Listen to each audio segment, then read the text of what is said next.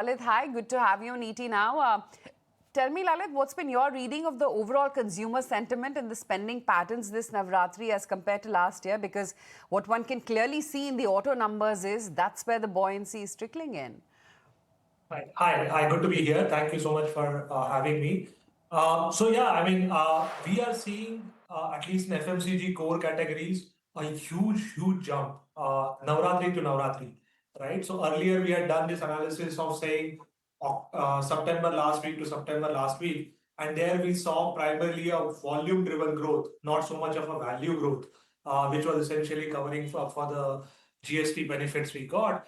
But when we did Navratri to Navratri comparison last year to this year, we saw crazy jumps, especially in categories like personal care, almost as big as a 70% jump from last year, like almost double. And we had to re-verify, double check what we were seeing. But yeah, as it turns out, obviously the volume jump is higher than the value jump, simply because of the reduced pricing post GST in most of the categories. But pretty much all FMCG categories, barring a few like beverages, are on a have a huge bump year on year.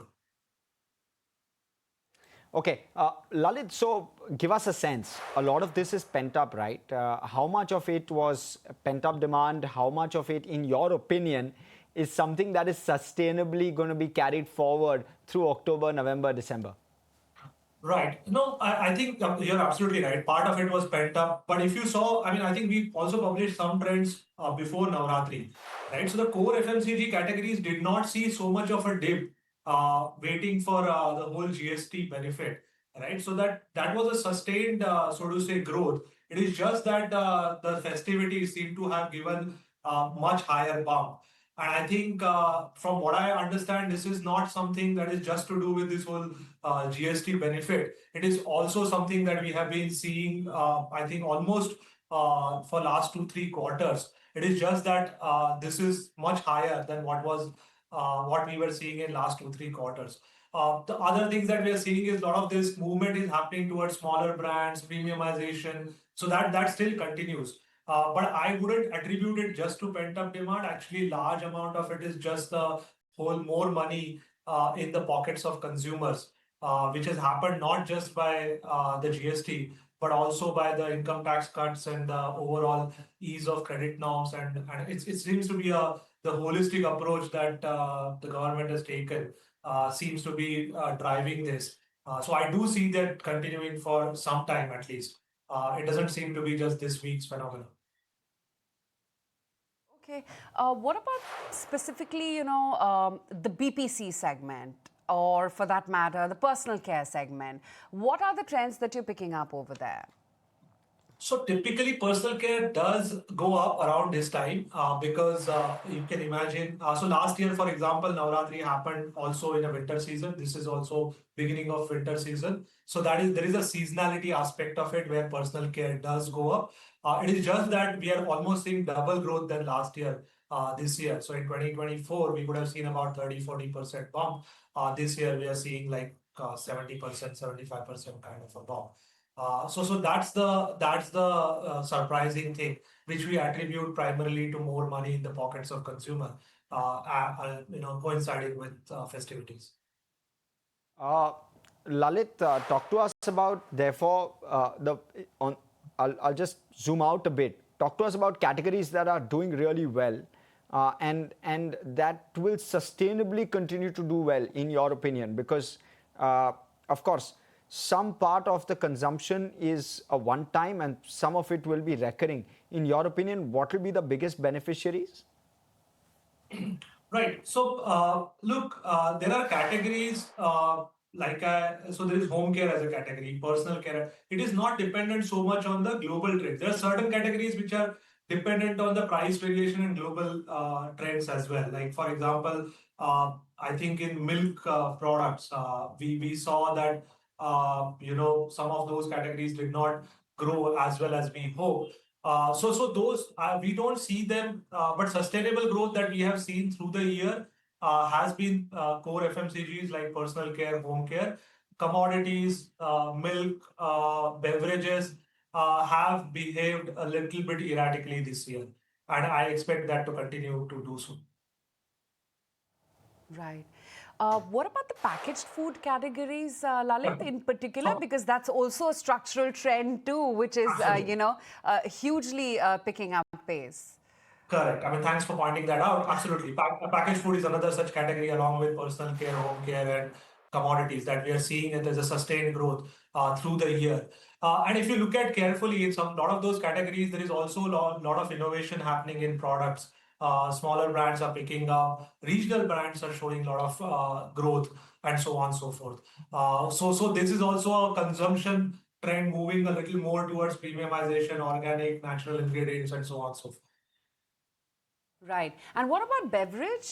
Because that seems like, it's underperformed somewhat with both value as well as volume growth dropping on a year-on-year basis.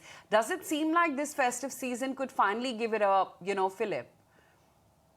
No, actually, so beverages is a very interesting category. If you double click on the beverages as a category, you would see that the national brands have the reason why they're not growing is because the way national brands have performed, they have basically underperformed dramatically. Whereas all the growth that you're seeing is primarily from regional brands. So regional brands are still doing well. So if I actually take a bucket of smaller brands, that those are really doing well across. But the larger brands are the ones who are pulling that particular growth down. And I also attribute it to the lack of product innovation and stuff like that. So where consumers are moving towards a more premium, healthy category, there doesn't seem to be enough product on the shelves to be able to do that for an urban consumer in general. Also, what will give us a very nice flavor of how this is playing out is give us a sense of urban versus rural. How are trends playing out in both those markets? Is it pretty much linear, or is rural playing out better than urban? Is it the other way around?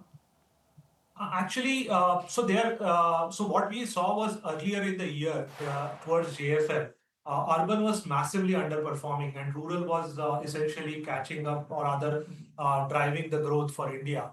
That started changing in AMJ and especially in JS, and which is continuing right now, where urban has kind of caught up, and currently both urban and rural are quite neck to neck or quite similar in terms of their growth. There was one small quarter in between where rural kind of lagged behind urban, but now both of them have caught up, and I think it is to do with your festivities, your harvest season, little more income in the a good monsoon has helped obviously.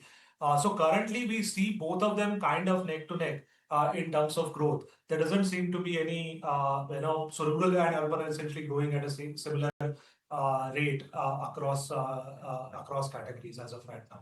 And interestingly enough, premiumization is even a trend in rural, though at a smaller pack sizes. That's another trend that we have been seeing, that urban premiumization is happening at a larger pack size, whereas rural premiumization is happening at a smaller pack sizes in general. So it seems that overall India is more aspirational in terms of trying out new, better, more premium products, either in small or big pack sizes. And Lalit, how is the shift from the old GST regime to the new GST regime playing out? And you've got a couple of FMCG companies which have come out and said that there's been a bit of a drag with regard to their consumption or their numbers in September and October likely. I'm trying to understand whether there are any other hiccups along the way as part of this transition. I fully understand that maybe the full year numbers will likely reflect, will be unaffected likely. But just talk to us about any hiccups that you're seeing. Right. No, so the regulatory transition, I think, happened quite fast, but there are obviously changes people need to do in supply chain, which will be lagging indicators, right? So, for example, I think in short term, we saw some of the magic price points, like 10 rupees, 20 rupees, 5 rupees, even for Parle G biscuits, was kind of breached. I mean, people actually price products at a strange figure like 4.77 or some 9.89 or stuff like that, essentially to pass the GST benefits to the consumer in short term while they're fixing the pack sizes or increasing the volume in each of the pack sizes. But that was a transitionary thing. I fully expect that to go away in a month or so, where people go back to the magic price points. where I mean India still at least 50% of India still deals in cash. So those magic price points are very, very important, and I do expect that to go back. Right. So beyond that particular part where the magic price points were breached, the product side of things wouldn't see we haven't even seen a small term impact.